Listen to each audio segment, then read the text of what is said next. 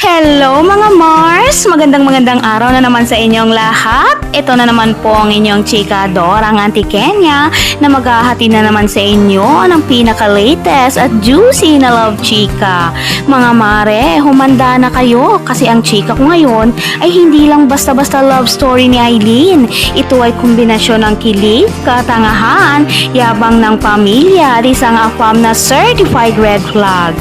Simulan na natin ang kwento mga Mars. Alam nyo ba si Aileen, noong una simpleng dalaga lang din. Pero nung dumating ang online afam niya, naku mga Mars, buong pamilya talagang bumongga na eh. Ang nanay niya nga mga Mars, aba naman ang formahan, parang a-attend lang talaga ng SONA kada umaga. At yung tatay naman, ay Diyos mio Marimar, naku parang kakandidato sa susunod na eleksyon. Palaging may pa-speech sa inuman. Kesyo pang international na daw ang anak niya, pang foreign. O diba mga Mars, inggit kayo no?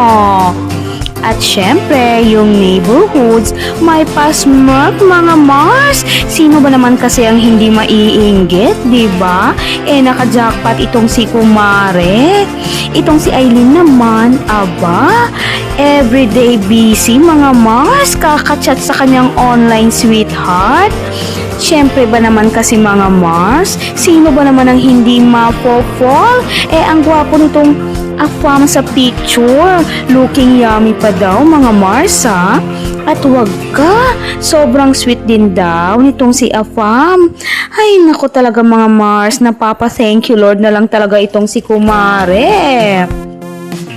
Pero mga Mars, alam nyo ba, may pasay na daw pala. Laging broken English itong si Afam na sobrang OA. Laging may pa-drama every week.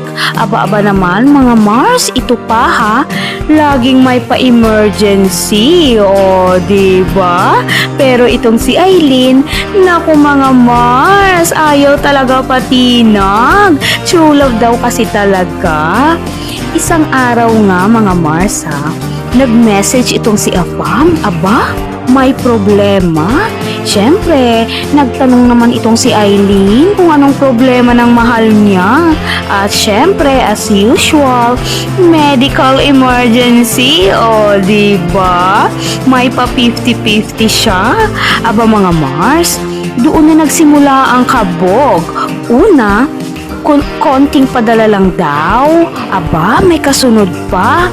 At ito ha, last promise na daw.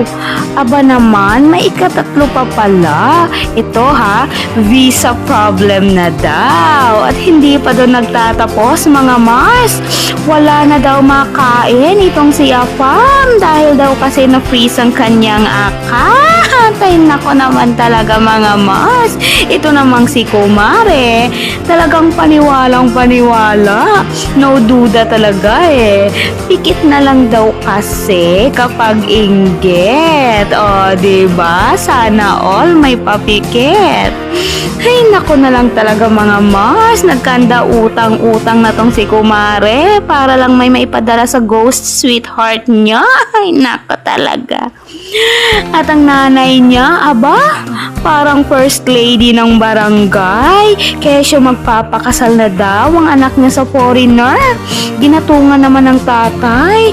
May pa-plane ticket na daw itong si Kumaring Aileen papuntang abroad. Ay nako mga Mars, napapa-good luck na lang talaga ang buong kapitbahay, diba? Mga mare, ito nga. Dito na nga naging comedy ang drama. Paano ba naman kasi mga Mars? Ito ha, ni minsan pala hindi nagkausap sa video call. Puro chat lang itong si Aileen at sa kanyang sweetheart na Afam. Ay naku na lang talaga Aileen, ewan ko na lang talaga sa'yo. Pero nga, in love talaga itong si Kumare. Kapit lang talaga sa promise, diba? At ito na nga naman talaga mga Mars. May another problem itong si Afam. Saan ba naman kasi papunta itong problem? Siyempre, sa padala na naman ng pera.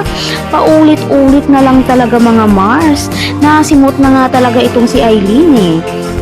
sa kakapadala.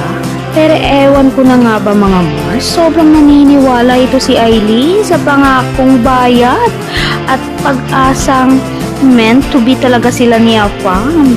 Isang araw mga Mars talagang nasimot na itong si Kumare. Aba naman, may naningil pa sa kanya. So, no choice talaga itong si Aileen. Napachat siya sa sweetheart niya nga, Fam.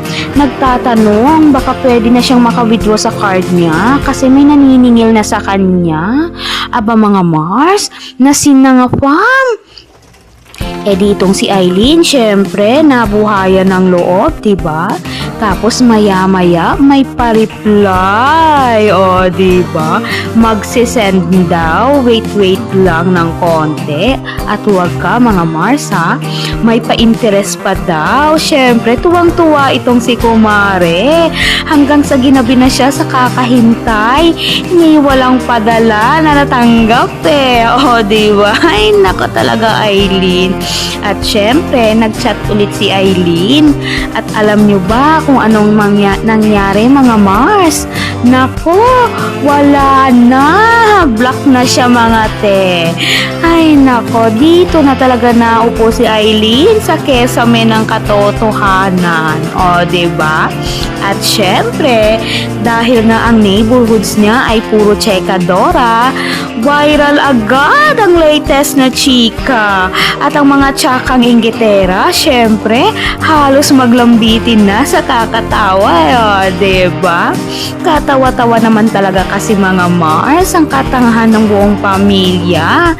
At ito, ang nanay at tatay niya na dating VIP ng kalsada, ayun, halos magpalamon na dahil sa isyung nakakaloka. O, diba? Kaya ngayon si Aileen, mga Mars, nako, lugmok na. Lugmok na sa katotohanan na loveless na siya, may utang pa. O, diba? Cry to the max din Ay, nako talaga mga Mars. Minsan kasi, wag masyadong magpapaniwala sa Prince Charming. Maging mapanuri din, mga Mars. Hindi kasi lahat ng online na fam, prinsipe.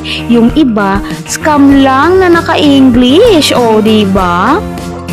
At ito pa mga Mars sa mga nanay at tatay dyan, Diyos ko, please naman, huwag naman kayong masyadong showy. Dahan-dahan naman tayo sa ating mga sinasabi hanggat hindi pa natin nare-reveal ang totoong love story. O, diba? Alam nyo kasi dahil dyan, sa huli, kayo din naman ang magsisisi. Kaya mga mare, kung may alam kayong chika na love story dyan, i-share nyo lang sa comment box at baka sa susunod na love chika, sa'yo na ang featured story. O, diba? Kaya huwag kalimutang i-like, comment ng thoughts mo at mag-subscribe sa Love Chika ni Mars para lagi kayong updated sa pinaka-juicy, relatable at nakakabaliw na love chika dito lang sa Love Chika ni Mars.